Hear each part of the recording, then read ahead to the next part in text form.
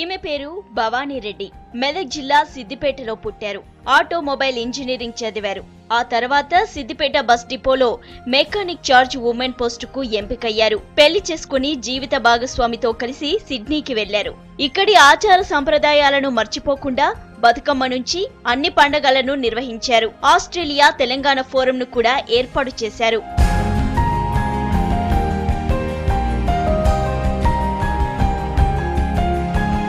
పుట్టిన ఊరిని విడిచి ఉండలేక ఇక్కడికొచ్చారు. నలుగురికి అన్నం పెట్టే రైతన్న ఇబ్బందులు చూడలేక వారికి చేయూతనందిస్తున్నారు. ఇక గ్రామీణ ప్రాంతాల్లో విద్యార్థులను ప్రోత్సహిస్తూ వారిలో ఉన్న టాలెంట్ ను వెలికితీస్తున్నారు. గర్ల్ చైల్డ్ దాని గురించి బాగా మేము చేస్తున్నాము. I'm supporting RDF rural development foundation and educating the girls అనమాట. సో అట్లా నాకు చిన్నప్పటి నుంచి కూడా అమ్మాయిలకి ఎస్పెషల్లీ రూరల్ గర్ల్స్ మీద బాగా కాన్సన్ట్రేట్ చేయాలి అని చెప్పేసి ఒక ఇది ఉండే, ఎడ్యుకేషన్ మేక్స్ ద డిఫరెన్స్ అని బాగా నమ్మినా నేను. మన వాళ్ళందరూ ఏం చేస్తారు, క్వాలిటీ ఇల్లులు ఇయ్యరు అనమాట. వాళ్ళ డెడ్ లైన్స్ ఉంటాయి, బయట నుంచి పైసలు తెస్తారు, పెడతారు, అందులో మిత్తిలు కట్టుకోలేక అది చేయలేక కాంప్రమైజ్ అవుతారు క్వాలిటీ. సో నేనేమనుకున్నా అంటే బెస్ట్ అఫోర్డబుల్ ప్రైస్లా మంచి ఇల్లు వాళ్ళకి కట్టించి వాళ్ళ దగ్గర డబ్బులు తీసుకొని వాళ్ళకి మంచిగా కట్టిస్తే సో మంచిగా ఉంటుంది. అది తెలంగాణ డెవలప్మెంట్ ఫెడరేషన్ లో మెంబర్ గా పనిచేస్తూ పేద ప్రజలను ఆదుకుంటున్నారు. ఆత్మహత్యలు చేసుకున్న రైతు కుటుంబాలకు ఆర్థిక సాయం చేస్తున్నారు. విదేశాల్లో ఉంటున్న తెలుగు వారంతా ఇక్కడి రైతుల అభివృద్ధికి పనిచేయాలని కోరుతున్నారు.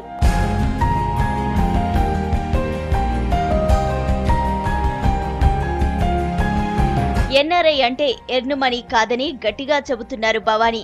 మనతో పాటు మరో నలుగురికి సాయం చేయడమే జీవిత పరమార్థమని చెబుతున్నారు.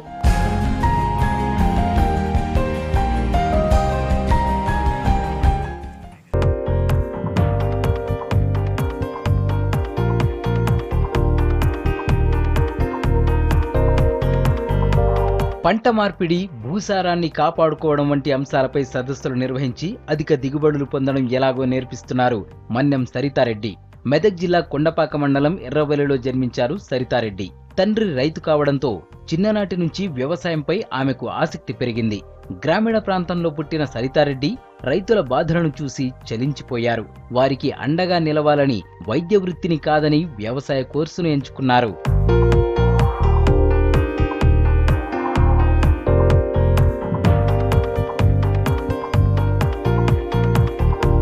జీవసేంద్రియ ఎరువుల వాడకంపై మన రాష్ట్రంతో పాటు ఆంధ్రప్రదేశ్, కర్ణాటకలో వర్క్షాప్లు నిర్వహించారు. బీఎస్సీ అగ్రికల్చర్ పూర్తి చేసిన విద్యార్థులను పొలాల్లోకి తీసుకెళ్లి పరిశోధనలు చేయిస్తున్నారు. ఇప్పటికే జాతీయ, అంతర్జాతీయ అవార్డులు అందుకున్నారు. రాష్ట్ర ప్రభుత్వం ఆమెను ఉత్తమ మహిళా పారిశ్రామికవేత్తగా ఎంపిక చేసింది. నాణ్యమైనటువంటి ప్రోడక్ట్ని, భూసారాన్ని పరిరక్షించేటటువంటి దిశలో, సేంద్రియ వ్యవసాయాన్ని సాగుపరిచేటటువంటి దిశలో రైతుని ముందుండి నడిపించాలి అనేటటువంటి ఉద్దేశంతో నేను చాలా రైతు సమావేశాలు ఏర్పాటు చేశాను. సేంద్రియ వ్యవసాయం ఎందుకు అవసరము, రసాయన ఎరువులు వాడడం వల్ల వచ్చేటటువంటి నష్టాలని, కష్టాలని, క్రిమిసంహారక మందుల వల్ల ఏ విధంగా రైతు నష్టపోతున్నాడు అని వాళ్ళకి కళ్ళకు కట్టినట్లుగా చూపించడం కూడా జరిగింది. ఆధునిక సాగుకు తోడ్పడే విధంగా నవరత్న క్రాప్ సైన్స్ ను స్థాపించి రైతులకు సేవలందిస్తున్నారు సరితారెడ్డి.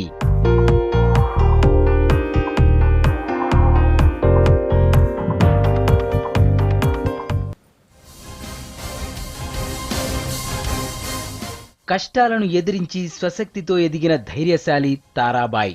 రంగారెడ్డి జిల్లా మంచాలకు చెందిన తారాబాయిది వ్యవసాయ కుటుంబం. కొన్ని రోజులు సాఫీగా సాగిన జీవితంలో అనుకోకుండా కష్టాలు మొదలయ్యాయి. 2000 సంవత్సరంలో భర్త చనిపోవడంతో తారాబాయి పరిస్థితి అగమ్య గోచరంగా తయారైంది.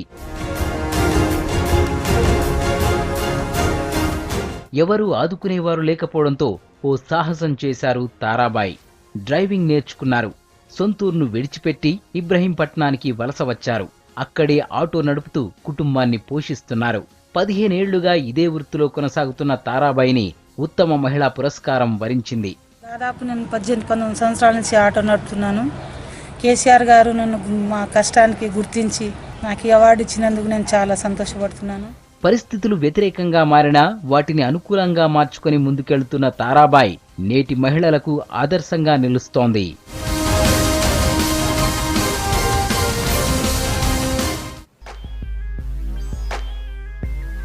బాక్సింగ్ లో అంతర్జాతీయ స్థాయిలో రాణిస్తూ నిజామాబాద్ జిల్లా పేరును ప్రపంచవ్యాప్తంగా మార్మోగేలా చేశారు Nikhat Zareen. World boxing championship లో స్వర్ణం, బల్గేరియా ప్రపంచ జూనియర్ బాక్సింగ్ ఛాంపియన్షిప్ లో రజతం సాధించారు. మధ్యతరగతి కుటుంబంలో పుట్టిన నిఖత్ ఎన్నో అవార్డులు అందుకున్నారు.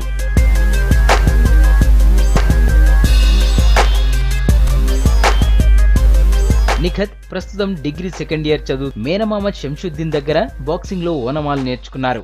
బాక్సింగ్ లో ఎక్స్పర్ట్ అయ్యాక నిఖత్ తిరిగి వెనక్కి చూడలేదు.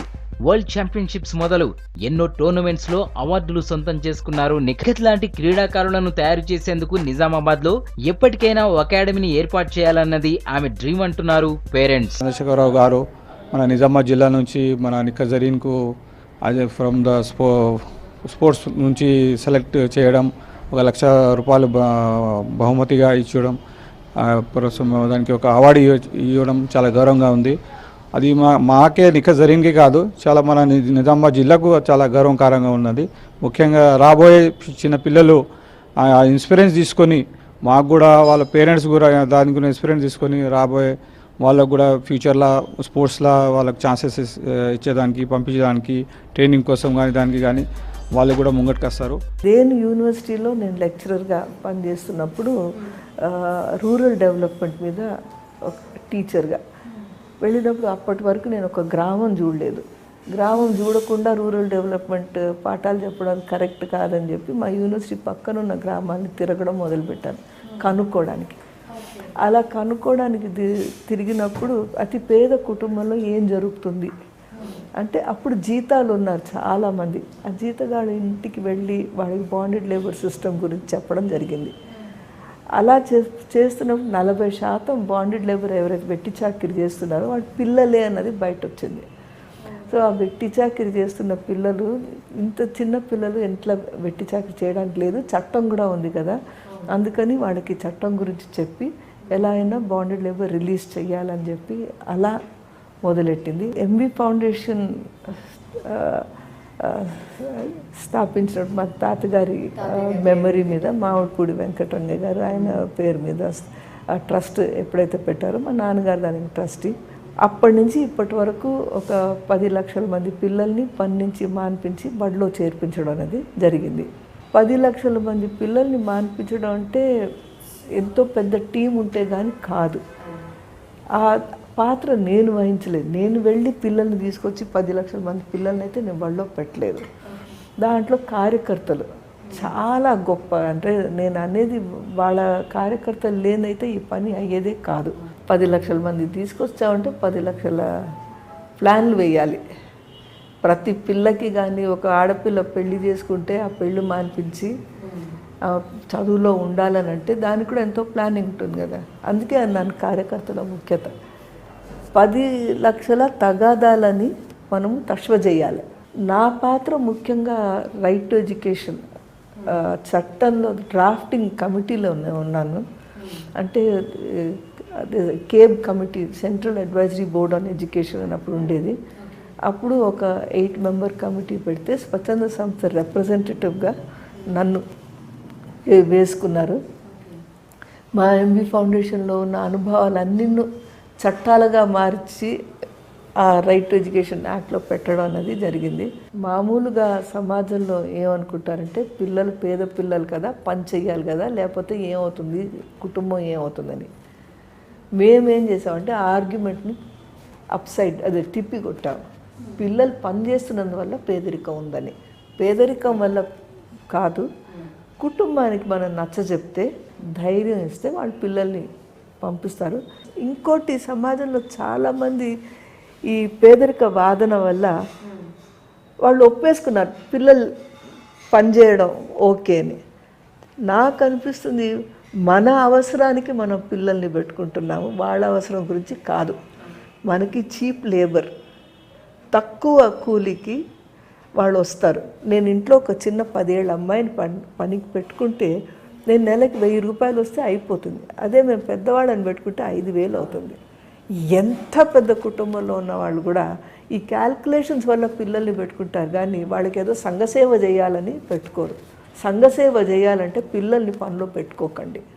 సంఘసేవ చేయాలంటే సంఘసేవ చేసేవాళ్ళని సపోర్ట్ చేయండి. ద పాయింట్ ఇస్ పేదలు కాదు కారణం, బాల కార్మిక వ్యవస్థలకి తల్లిదండ్రులు కారు.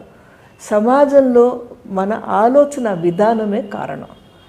మనం పిల్లలు పని చేస్తేనే అవుతుందని అనుకుంటాము. అది ఆ ఆలోచన విధానంలో మార్పు వచ్చి అందరు పిల్లలు సమానమే. నీ కొడుకు, నా కొడుకు, నీ పిల్ల, మా పిల్ల, they are same and equal, they are not any different. మేము చేస్తున్న పని 14 నుంచి 18 ఏళ్ల వయసులో ఉన్న పిల్లలు, అడోలసెంట్ చిల్డ్రన్, ఆడపిల్లలు కానీ మగపిల్లలు కానీ, వాళ్ళ పరిస్థితి ఏంది, మన డివిడెండ్ అనుకున్నది ఎట్లా మార్చాలి, వాళ్ళు ఎక్కడున్నారు, చాలామంది బయట ఉన్నారు, నిస్సహాయాలుగా ఉన్నారు, వల్నరబుల్ మార్జినలైజ్డ్ పాపులేషన్లో ఉన్నారు. మరి వాళ్ళు ఎట్లా స్ట్రెంగ్త్ అవుతారు? సో ఈ విషయం మీద ఎంబీ ఫౌండేషన్ పనిచేస్తుంది. ఓ మహిళ తలచుకుంటే సాధించలేనిది ఏదీ లేదని మహబూబ్నగర్ జిల్లా కిషన్ నగర్ సర్పంచ్ నేనావత్ దేవి నిరూపించారు. తన గ్రామాన్ని ప్రగతి దిశగా నడిపేందుకు ఆమె చూపిన చొరవతో కిషన్ నగర్ను ఇన్నాళ్లు రాష్ట్ర, జాతీయ స్థాయి అవార్డులు వరిస్తూ వచ్చాయి. ఇందుకు కారణమైన నేనావత్ దేవి కృషిని గుర్తించిన రాష్ట్ర ప్రభుత్వం ఉత్తమ మహిళగా అవార్డు ప్రకటించింది. బాలికలకు చిన్నప్పుడు పెండ్లి చేస్తారు కదా గతంలో, ఇప్పుడు బాలికలకు చిన్నప్పటి నుంచి పెండ్లి చేస్తలేరు, 21 సంవత్సరం నుంచి చేపిస్తారని మేము చెప్తున్నాము. ఇప్పటి నుంచి ఏం చేస్తలేరు, ఈ మంచిగానే ఉంది. మరుగుదొడ్డి అన్నీ శుభ్రంగా అయిపోయినాయి. అందుకోసమే ఎవరు శుభ్రంగా ఉన్నారు, ఎవరు బయట వెళ్తలేరు. అందుకోసమే మా ఊరు మంచిగా గట్టిపడి ఉన్నారు. అందుకోసమే నాకు చాలా సంతోషంగా ఉంది. అభివృద్ధి, సంక్షేమం, మహిళా సాధికారత, ఆరోగ్యం, విద్య, సంపూర్ణ పారిశుద్ధ్యం లాంటి కీలక విషయాలపై గ్రామ కమిటీలు వేయడమే కాదు, వాటి పనితీరుపైన నేనావత్ దేవి ఎప్పటికప్పుడు ప్రత్యేక దృష్టి పెట్టారు. విలేజ్లో ప్రతి ఒక్కరిని మరుగుదొడ్డి కట్టించుకోవడానికి కృషి చేయడం జరిగింది. ఇంటింటికి మరుగుదొడ్డి నిర్మించుకున్నాం. ప్రతి ఒక్కరికి గ్రామ సభల్లో ప్రతి డిపార్ట్మెంట్ని, స్కూల్ హెడ్ మాస్టర్లని, టీచర్లని, ఇక్కడున్న అంగన్వాడీ కేంద్రాలని, ఆరోగ్య కేంద్రాలని పిలిచి ప్రజలను మోటివేషన్ చేయించాలని చెప్పి గ్రామ పంచాయతీ ఆఫీస్లో మేమందరం వాళ్ళకు చేయాలని చెప్పి కోరుతున్నాం. శిశు మరణాలు తగ్గడానికి ఆరోగ్య కేంద్రం నుంచి వాళ్ళ డిపార్ట్మెంట్ వాళ్ళని ఎప్పటికప్పుడు మోటివేషన్ చేయడం జరుగుతుంది. ప్రతి ఒక్కరిని హాస్పిటల్కు తీసుకెళ్లి డెలివరీ చేయించడం జరుగుతుంది. దానివల్ల శిశు మరణాలు అనేది మా ఊర్లో లేదు. మా గ్రామ సర్పంచ్ అవార్డు తీసుకోవడం మాకు అందరికీ సంతోషకరంగా ఉంది. కిషన్ నగర్ కు గతంలో రాజీవ్ గాంధీ స్వశక్తి అభియాన్ అవార్డు దక్కింది. ఈ ఘనతకు కారణమైన సర్పంచ్ నేనావత్ దేవిని ఇప్పుడు రాష్ట్ర ప్రభుత్వం ఉత్తమ మహిళగా ప్రకటించడంతో గ్రామంలో పండగ వాతావరణం కనిపిస్తోంది.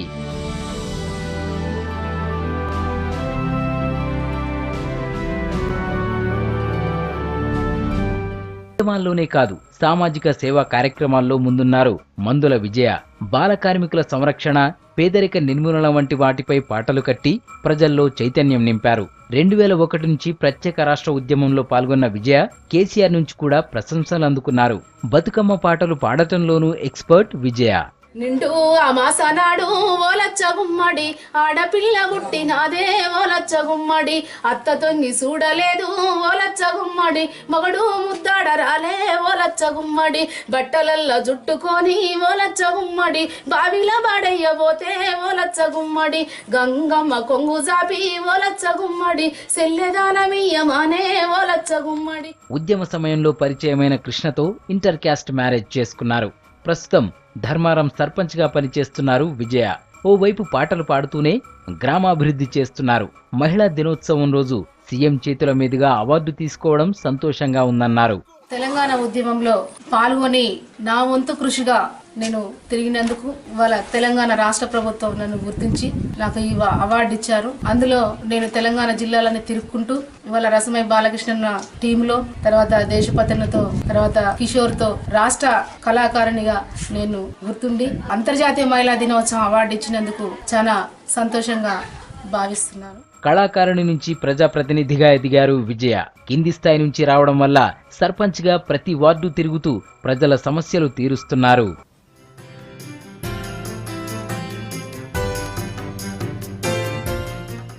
చదివింది విదేశాల్లో అయినా పుట్టిన గడ్డని మరవకుండా సేవ చేస్తున్న వ్యక్తిత్వమే వరంగల్ జిల్లాకు చెందిన బాల తెరీసాను ఉత్తమ మహిళల్లో ఒకరిగా నిలిపింది. వర్ధనపేట మండలం రెడ్డిపాలెంలో 10వ తరగతి చదివిన బాల తెరీసా ఫిలిప్పీన్స్, అమెరికాలో ఉన్నత చదువులు పూర్తి చేశారు. 1970లో కెనడియన్ను వివాహం చేసుకున్న ఆమె సేవా కార్యక్రమాలపై ఆసక్తితో 1977లో షోఫర్ సంస్థ స్థాపించారు. తన సొంత ఊరు రెడ్డిపాలెంలో సహాయ కార్యక్రమాల కోసం 1990లో బాల వికాస సాంఘిక సేవా సంస్థ ఏర్పాటు చేశారు. ఈ అవార్డు రావటం అనేది బాల వికాసానికి ఒక గౌరవం, జీవితంలో ఒక ధర్మం లాగా, ఒక కర్మ, ఒక మనం చెయ్యాలి కాబట్టి మానవత్వ విలువలతోటి జీవించాలన్నదే మనకు ముఖ్యం అన్నమాట. సో గవర్నమెంట్ గుర్తించి అవార్డు ఇవ్వటం అనేది గవర్నమెంట్ గొప్పతనమే. 6,000 ఊళ్ళలో 40 లక్షల మనుషులకి మన సహాయం అనేది అందింది. వరంగల్ జిల్లాలో ప్రారంభమైన బాల వికాస సంస్థ 20 జిల్లాల్లో 1600 గ్రామాలకు విస్తరించింది. అనాథ పిల్లలు, వృద్ధులను చేరదీయడం, పల్లెల్లో శుద్ధి చేసిన తాగునీరు సరఫరా చేయడం, చెరువుల పూడికతీత, సేంద్రియ ఎరువుల వినియోగంపై రైతులకు అవగాహన పెంచడం లాంటి భిన్నమైన కార్యక్రమాలు చేస్తున్నారు.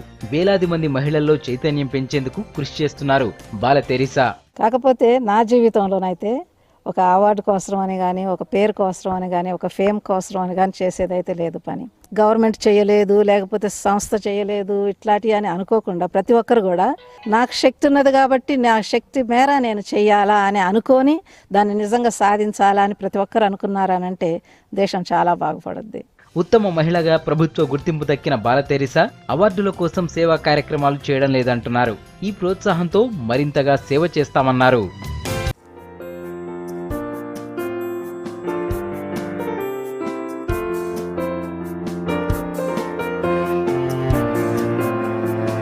సుచిత్ర 16 ఏళ్ల వయసులో తండ్రి చనిపోయి ఇబ్బందులున్నా పట్టుదలతో ఉన్నత చదువులు చదివారు. డిగ్రీ వరకు ఇక్కడే చదివి పెళ్లయ్యాక భర్త కృష్ణతో కలిసి యుఎస్ వెళ్లారు. సుచిత్రది ఎకనామిక్స్ బ్యాక్గ్రౌండ్ అయితే కృష్ణది సైన్స్ బ్యాక్గ్రౌండ్. ఇద్దరు తమ ఆలోచనతో భారత్ బయోటెక్ ఇంటర్నేషనల్ లిమిటెడ్ ను స్థాపించారు.